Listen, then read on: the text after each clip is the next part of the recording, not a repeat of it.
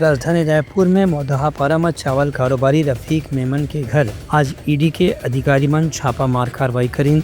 जिला खनिज न्यास घोटाला में ईडी के कार्रवाई में एकर भी नाम शामिल रहे ऐसे बताया गया है। उन्हें गरियाबंद के मैनपुर इलाका में इकबाल मेमन और उनका बेटा गुलाम मेमन के घर में भी ईडी के छापा की कार्रवाई हो है। गुलाम मेमन रायपुर के महापौर एजाज ढेबर और शराब घोटाला में जेल में बंद अनवर ढेबर के मौसीर भाई बताया गया है।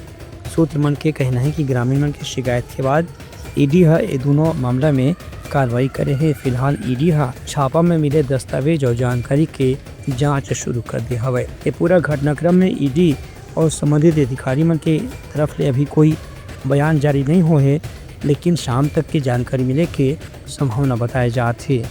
Bureau report Uttarakhand news.